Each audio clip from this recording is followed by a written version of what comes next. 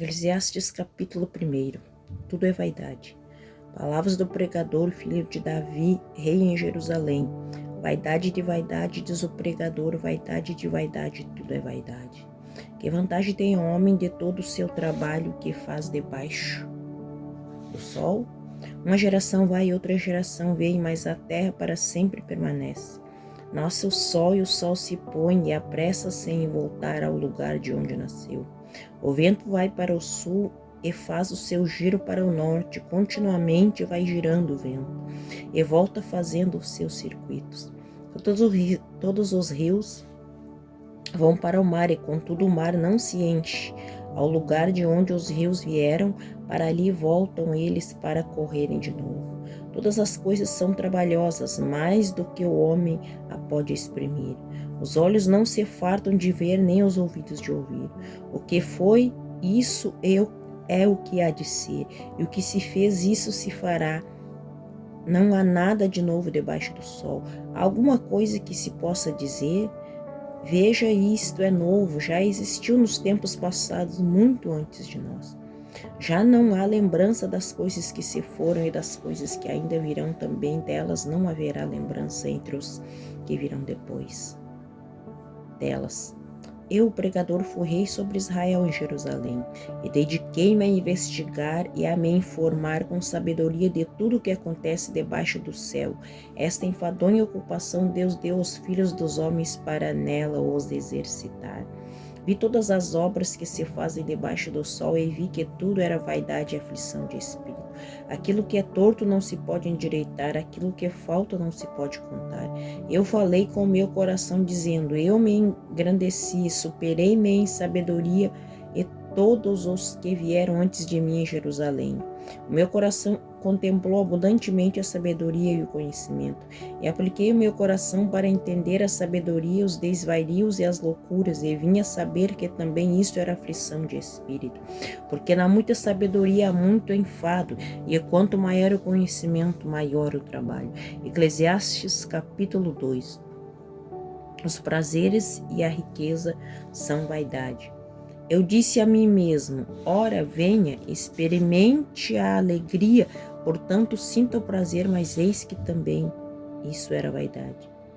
Ao riso disse, é loucura, e da alegria não serve para nada. Decidi me entregar ao vinho, mas com sabedoria entregar-me à loucura, até ver o que de bom os filhos dos homens fazem debaixo do céu durante os dias da sua vida. Fiz para mim obras magníficas, edifiquei para mim casas, plantei para mim vinhas. Fiz para mim hortas e jardins e plantei nelas árvores de todas as espécies de frutas.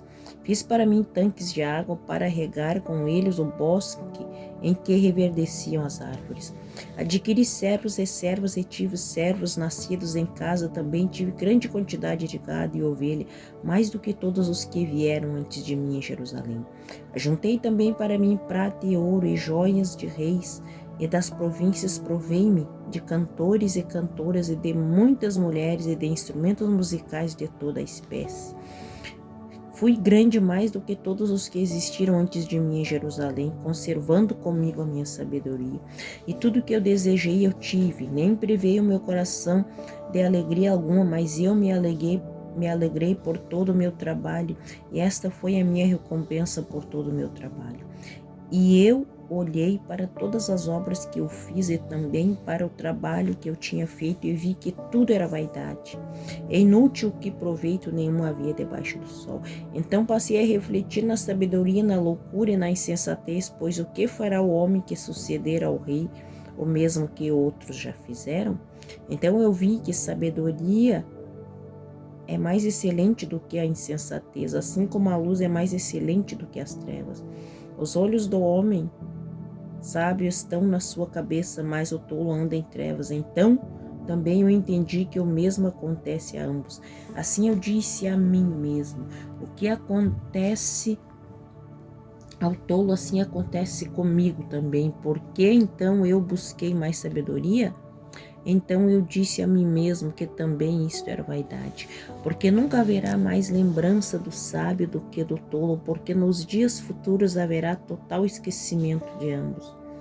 O sábio morre do mesmo modo que o tolo. Por isso odiei esta vida, porque a obra que se faz debaixo do sol me era penosa, sim, tudo é vaidade e aflição de espírito. Também eu me aborreci de todo o meu trabalho em que trabalhei debaixo do sol, visto que eu haveria de deixá-lo para quem viesse depois de mim. Porque quem sabe se ele será sábio ou tolo? No entanto, ele se apossará de todo o trabalho que realizei. Sabiamente, debaixo do sol, também isto é vaidade. Então eu me voltei e entreguei o meu coração ao desespero por todo o trabalho que realizei debaixo do sol. Porque o trabalho do homem é feito com sabedoria, conhecimento e habilidade, mas deixará o seu trabalho como herança para quem nele não trabalhou. Também isso é vaidade e uma grande injustiça. Porque o que mais tem o homem, além de todo o seu trabalho e da fadiga do seu coração, que ele trabalhou debaixo do sol? Porque todos os seus dias são dores e o seu trabalho é desgostoso. Nem de noite o seu coração descansa, também isso é vaidade. Não há nada melhor para o homem do que comer, beber e fazer com que sua alma desfrute do que conquistou com seu trabalho. Também vi que isto vem da mão de Deus. Porque quem pode comer ou quem pode aproveitar melhor do que eu? Porque Deus dá sabedoria, conhecimento e alegria ao homem que é bom diante dele, mas ao pecador dá trabalho para que ele ajunte e amontoe para dar a quem é bom perante Deus também. Isso é vaidade e aflição de espírito.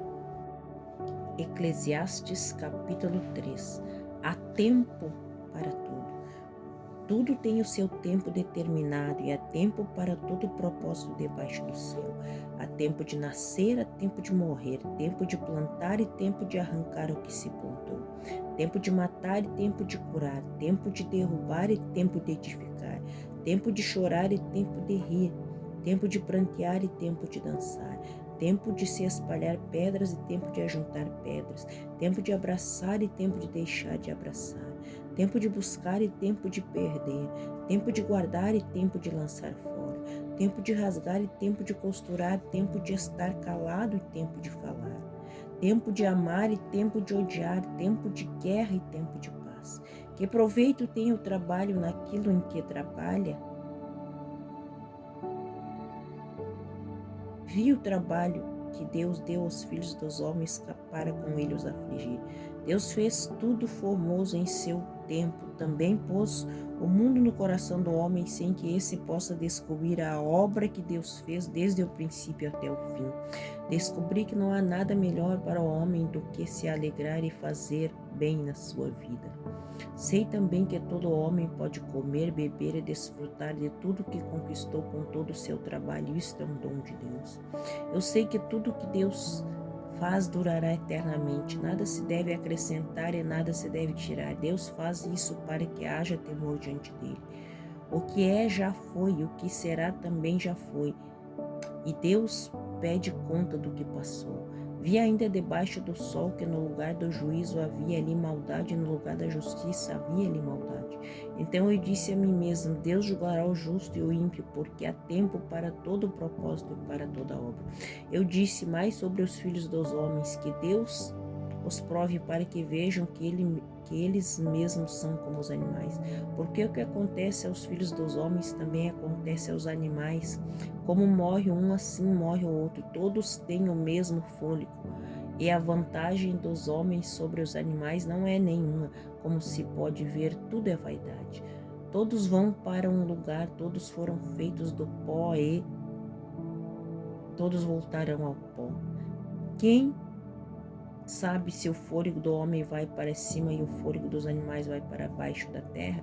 Assim vi que não há nada melhor do que se alegrar o homem nas suas obras, porque essa é a sua recompensa, pois quem o fará voltar para ver o que será depois dele?